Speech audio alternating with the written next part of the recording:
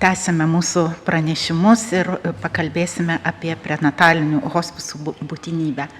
Ir norėčiau pradėti nuo šitų nuostabių paveikslėlių ir Biblijos žodžių šoktelėjo iš džiaugsmo kūdikis mano įsčiose. Tai mes visi esam iš savo mamos įsčių ir artėjame prie motinos dienos. Ir dabar tikrai kvieščiau jūs 30 sekundžių tylai, išplėšim tas sekundės iš pranešimo, užsimerkti ir pabandyti šoktelėti iš džiaugsmo prisiminus savo mamos įsčias ir duosiu 30 sekundžių. 30 sekundžių tai yra tas laikas, kai mes gaivinam naujagimį ir turim daryti sprendimus kas 30 sekundžių. Tai dabar tyloje pajuskime tas 30 sekundžių ir savo mamos įsčias. Sekundžių. Kaip jūs tai patyrėte? Tikrai su chronometru išmatavau, ne iš akies, kaip sakant, nes tikrai, kai tenka gaivinti naujagimį, laikas prapuola. Taigi, kai moteris pastoja, tai 90% moterų atpažįsta savo nėštumą iki 12 savaičių, supranta, kad jos laukiasi, tačiau yra ir rizikos veiksnių, nesuprasti, neigti savo nėštumą, tai ypač jauna mama, moteris, pažintiniai sunkumai, priklausomybės ir dabar turbūt daugiausia apie ką mes kalbame, socialinis kontekstas, kai nėštumas nepalaikomas ir smerkiamas. Na, tikrai visi žinome, per anksti, dar mokslai nebaigti, per vėlai, tu čia per sena, dar per daug vaikų turi, ar dar kas nors, ar ne, tas mūsų socialinis kontekstas, kai mes nepalaikome motinystės. Ir natūralu, kad kiekviena pastojusi moteris pirmiausia laukiasi sveiko, trokšta sveiko vaiko, ar ne, kai klausia berniuko ar mergaitės laukės, nesvarbu, kad tik sveikas būtų, jūs irgi daugumos čia esat mamos, ar ne, tai turbūt esate tą frazę ištarusi. Ir to sveiko vaiko lūkestis tai yra toks specifinis nėštumo nerimas. Čia mes nekalbam apie depresiją, kažkokį nerimastingumą dėl kažkokių gyvenimo tų įvykių, bet tiesiog susijusią su šita svarbiausia patirtimi moters gyvenime motinystės, nes jos visą laiką mes visos tikrai svarstėm ir dėl vaisiaus būklės, sveikatos, ar nebus apsigimimų, ar prižiūrint nebus praleista kokia nors problema. Nerimaujam dėl nėštumo eigos ir galimų komplikacijų, gimdymo eigos. Sustiprėja nerimas tarp tyrimų, ypač kai dabar atliekami prenatalinė diagnostika, jinai tikrai ir pakankamai tiksli ir tą nerimą didina. Aišku, jeigu rezultatai geri, galbūt tai padeda nusiraminti, nes tas spaudimas sveiko vaiko, ar ne tik tai kitaip ir ne kitaip. Dažnesnis pirmo nėštumo metu, nes tikrai tai būsena moteriai tokia nepažįstama, kaip nepažįstama žemė, jau antras, trečias nėštumas jau tikrai būna daug daugiau ramybės. Tai aišku gali nuvesti tas nerimas ir į pogimdyvinę depresiją, nes tiesiog yra ir skalės tam tikros, jau jeigu nėštumo metu labai jau ten nerimaujama, jau reikia atidžiau stebėti ir po gimdymo, kas bus. Kas dabar tikrai rūpinamasi tą pogimdyvinę depresiją. Ir kai patiria ypač didelį nerimą, didėja stresinių hormonų moters organizme, ypač kortizolio, ir tai gali lemti ir priešlaikinį gimdymą su visomis problemomis. Todėl nuo amžių amžinųjų žmonija žinojo, nuo amžių amžinųjų laikų, kad nėščią moterį reikia prižiūrėti, nenervuoti jos, ir visos tautos turi tam tikrų posakių ir Lietuvoje, turbūt irgi žinote, negalima nėščiai moteriai nieko atsakyti, nes žiurkės užpuls, ten pelės užpuls. Tai mes prieš 100 metų dar buvome visiškai agrarinė šalis ir įsivaizduokim, ir žiemos buvo normalios, jeigu tos žiurkės pelės suės visus grūdus, nebus duonos, bus badas, ar ne? Toks gąsdinimas net yra, matai, kaip baisu, jeigu tu tą nėščią moterį panervinai. Ir arabų yra posakis, tai ypatingai gražus. Nėščiosios širdis yra vaiko namai, saugok ją nuo nerimo. Ir visos tautos turi įvairiausių posakių, kad apsaugoti tą besilaukiančią moterį nuo nerimo. Ir tai reiškia, kad norime apsaugoti ir ateinantį vaikelį, kad jisai gimtų džiaugsmingas, mylintis gyvenimą, sveikas, ir čia būtų atskira paskaita apie streso įtaką vaisiaus ir vėliau žmogaus gyvenimui. Taigi, toliau keliaujame prie prenatalinės diagnostikos ir Lietuvoje jinai yra paremta ultragarsiniu tyrimu daugiausia, 1-2 nėštumo trimestre.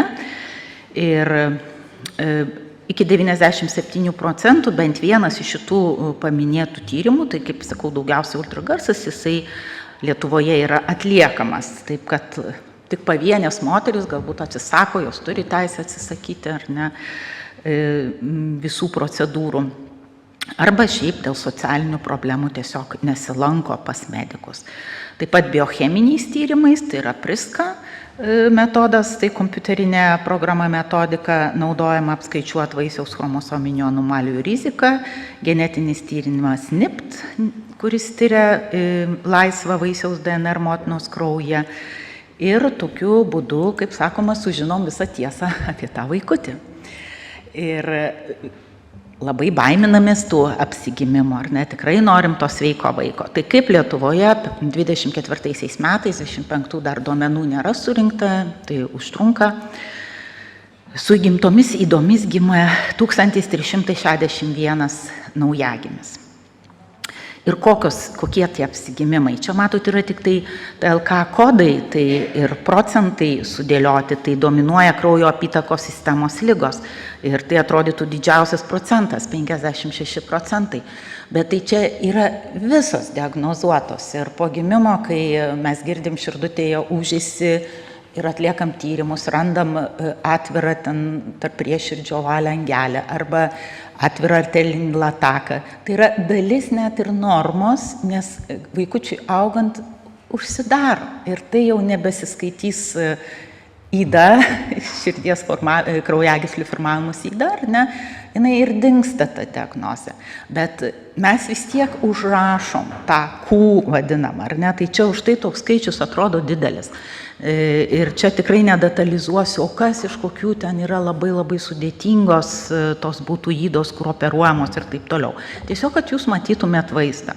Raumenų skeleto sistema 21%, šlapimo organų apie 7%, nervų sistemos formavimuose apie 3%, lūpos ir gomurio defektų 2,5%, tai apskritai labai, lengvai koreguojama, galbūt estetinių kokių problemų lieka.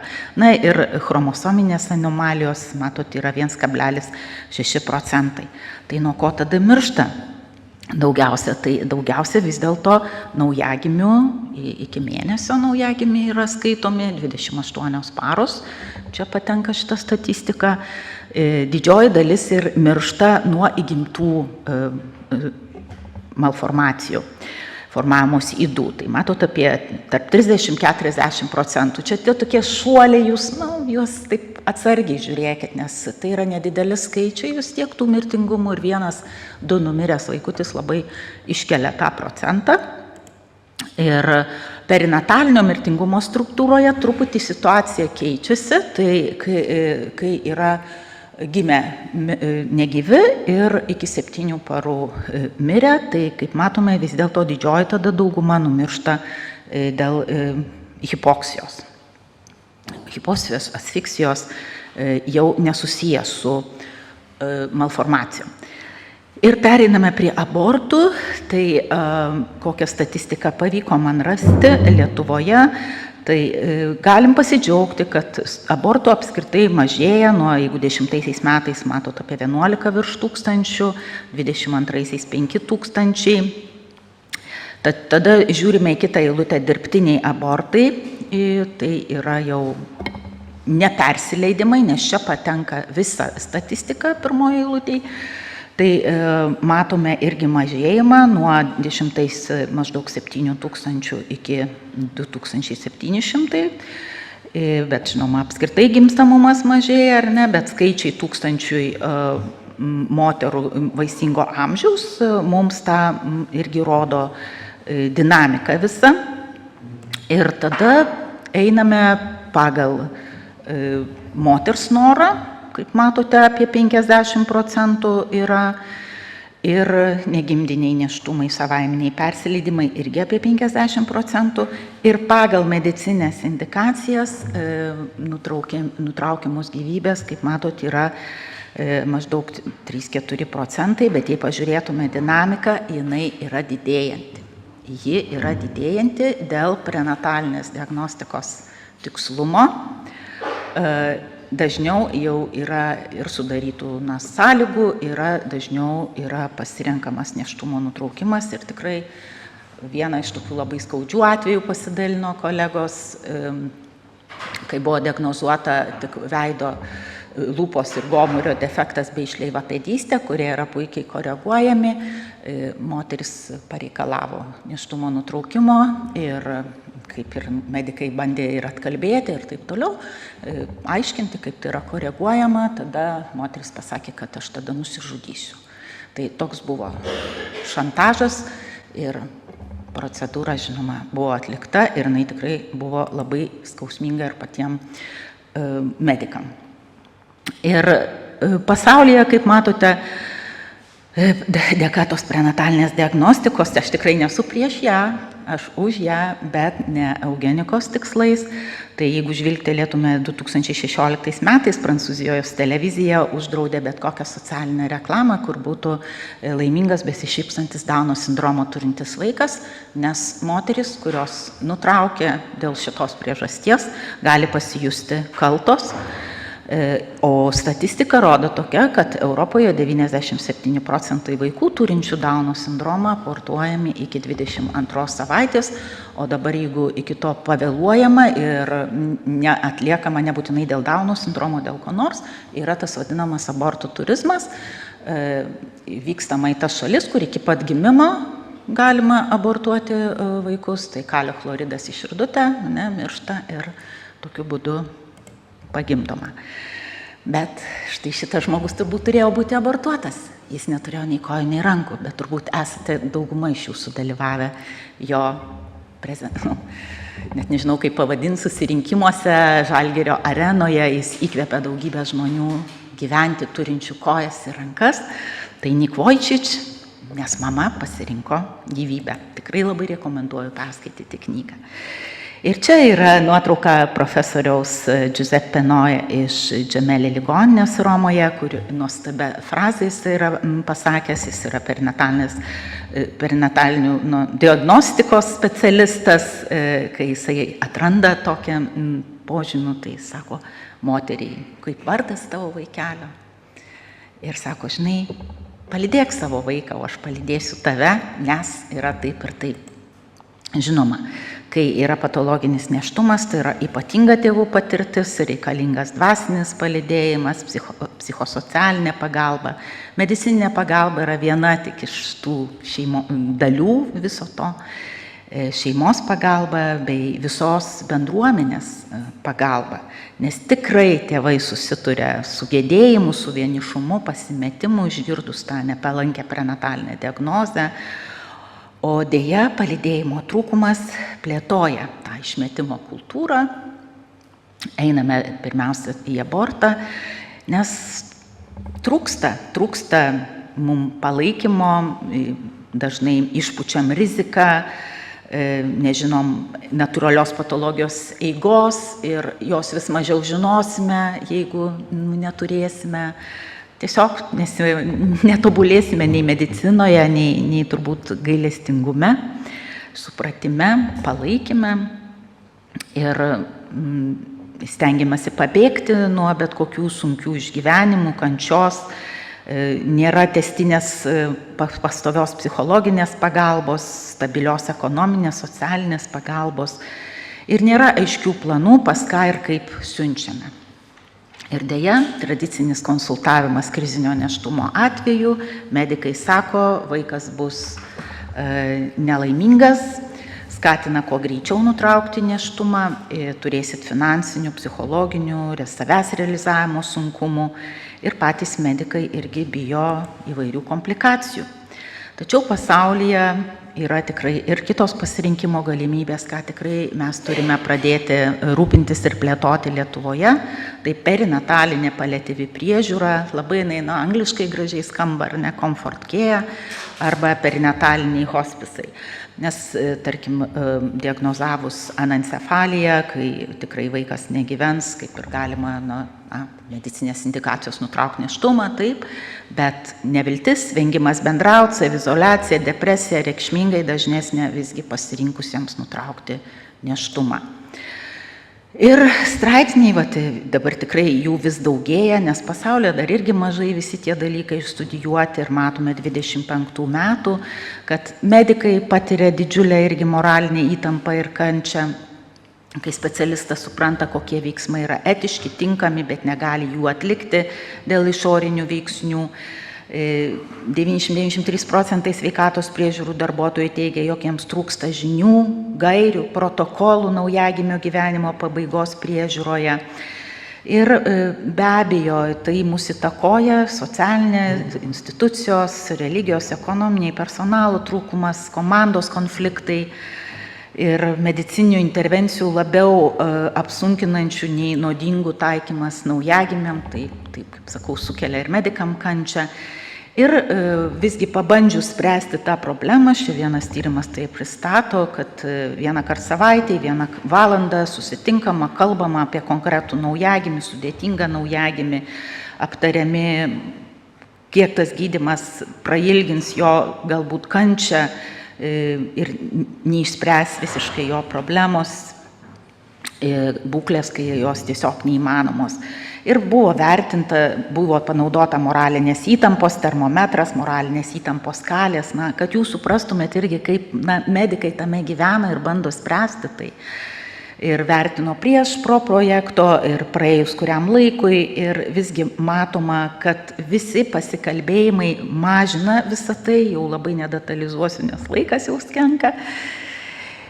Toliau, kad yra būtina ta paliatyvios priežiūros tarpdisciplininė komanda, kurią, kaip mato, tikrai turėtų sudaryti daugelis specialistų, tai neonatologai, slaugytojos, farmakologai, kvėpavimo terapeutai, mes kai kurių net ir neturime, pavyzdžiui, šeimos paramos koordinatoriai, kad tapame ir dvasininkai, kapelionai, vaikų gyvenimo terapeutai, mes irgi tokių neturim, bet jau bandoma ruošti įvairūs gydytojai, konsultantai. Ir kad tą pokalbį kažkas moderuotų, nes tikrai mes tokiose situacijose labai greitai pereinam emocijas, susibaram, susipykstam ir irgi nebegalim jokių priimti sprendimų. Tai mes negeležiniai, mes tikrai išgyvenam su kiekvienu vaiku ir jo ligą, ir jo mirtį, ir jo pagijimą. Taigi, moderuojama apie skausmo valdymą, simptomų valdymą, priežiūros tikslus, šeimos psichosocialiniai dvasiniai ištekliai yra aptariami, šeimos iššūkiai, su kuriais dabar susitarė ir vėliau, ir paliatyvios priežiūros principai aptariami ir tikrai po šitų aptarimų medikų savijauta gerėja, labiau mažėja tarp slaugytojų nei tarp gydytojų, nes gydytojai patiria ypač moralinį įtampą dėl sprendimų priėmimo ir vadovaujančios komunikacijos su tėvais, o slaugytojos labiau patiria dėl varginančios agresyvios priežiūros, kuri jų nuomonė netitinka paciento interesų, netinkamas skausmo ar simptomų valdymas ir tas vaikas kenčia. Ir taip pat atskleidžia tie pokalbiai, kad pasaulyje nieko naujo, visi tą patiria ir kad priežiūros planai padeda geriau jaustis, išsako įvairius konfliktus. Toliau protokolai kitas tyrimas pristato nuo diagnozės iki gedulo, kurie sumažina invazinius gydymo metodus, simptomus gerina, teikia paramą šeimos gedėjimo procese, tai yra prisiminimų kūrimas, empatiška komunikacija, mažina medikų moralinę įtampą ir išsekimo riziką, nes būtina ir sisteminga parama ir darbuotojams. Ir pagrindiniai komponentai, kurie iš tų tyrimų išsivysto, kad yra komanda, apie kurią jau kalbėjom, ir tos komandos koordinatorius arba atvejo vadybininkas. Tai gali būti socialinis darbuotojas, slaugytoja, psichologas, paruoštas žmogus. Mokymai, standartizuoti mokymai, kurių dabar mes irgi bandom siekiam sukurti ir Lietuvoje, jeigu jau taip nuo tyrimo pereinant, priežiūros planai, psichologinė parama šeimai ir darbuotojam ir reguliari analizė bei ataskaitos, kaip tai sekasi. Ir visiškai pabaigai, naujagimio gyvenimo pabaigos priežiūra, jinai ilgai iš tikrųjų nebuvo suprasta, įvertinta, ypač skausmo pojūtis. Ir tyrimai parodė, kad mažiau negu 25% naujagimių gyvenimo pabaigoje skirtas apskritai nuskausminimas. O jiem tikrai skauda, kad rodo jau ir smegenų tyrimai, ir kaip tas skausmas apima visas smegenis ir jie tiesiog atsijungia ir lyg atrodytų nieko tokio, ar ne? O iš tikrųjų tai yra tokia skausmo išraiška. Ir po mokymų pradėta daugiau skirti nuskausminamieji ir kai medikai jaučias, kad tikrai padeda tam vaikui, 20% pagerėjo ir pačių personalo savijauta, pasitikėjimas, kad jie tikrai palydi oriai šitą vaikutį. Ir jeigu nežinote, kas yra violetinis drugelis, tai kaip pamatysite, tai jau prigijęs irgi toks simbolis tarptautiniai ir medikų bendruomeniai. Vaisiaus naujagimio tas vietoje ar ant palatos, ant lovytės, inkubatoriaus užklijuotas drugelis reiškia, kad šitam vaikučiui, šitai šeimai, jeigu tai yra palatoj, teikiama paliatyvi priežiūra. Ir čia norėčiau užbaigti irgi popiežiaus Pranciškaus citata iš konferencijos Yes to Life, kai jisai sakė, nei viena žmogiškoji būtis negali būti laikoma nesuderinama su gyvybe, nei dėl amžiaus, nei dėl sveikatos būklės ar spėjamos gyvenimo kokybės. Kiekvienas vaikas, kuris yra motinos įsčiose, yra dovana, kuri pajėgi pakeisti šeimos, tėvo, motinos, senelių, brolių, sesių ir net pasaulio istoriją. Kiekvienas vaikas turi būti sutiktas, mylimas ir puoselėjamas visada. Tai ačiū uždėmesį.